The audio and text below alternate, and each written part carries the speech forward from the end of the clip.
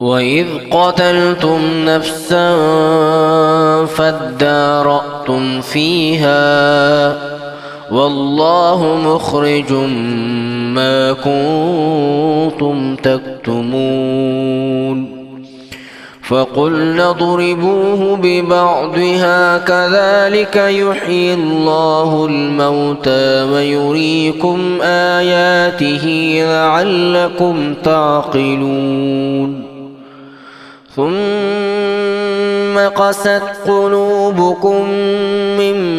بعد ذلك فهي كالحجارة أو أشد قسوة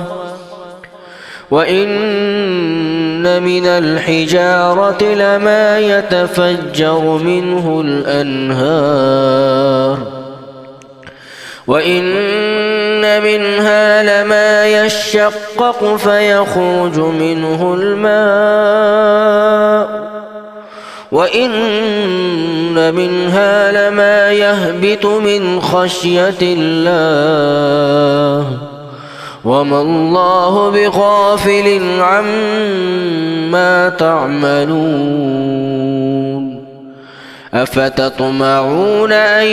يؤمنوا لكم وقد كان فريق منهم يسمعون كلام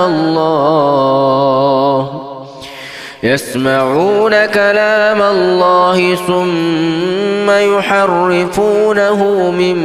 بعد ما عقلوه وهم يعلمون وإذا لقوا الذين آمنوا قالوا آمنا وإذا خلا بعضهم إلى بعض قالوا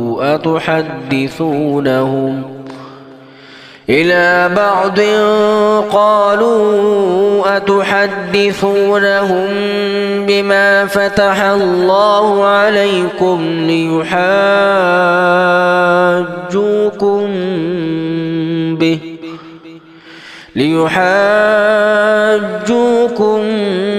به عند ربكم أفلا تعقلون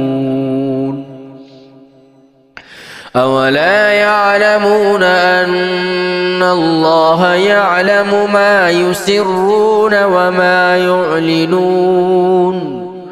ومنهم أميون لا يعلمون الكتاب إلا أماني وإن هم إلا يظنون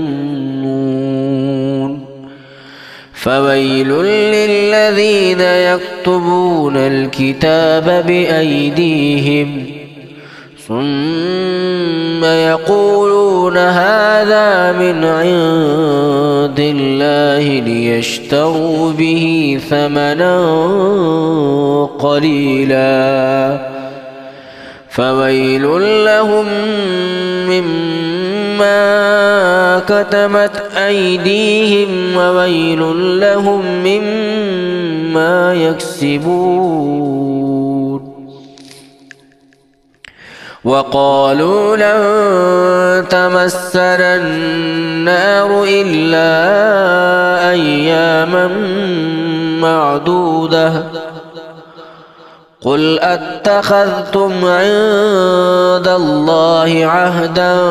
فلن يخلف الله عهده أم تقولون على الله ما لا تعلمون بلى من كسب سيئة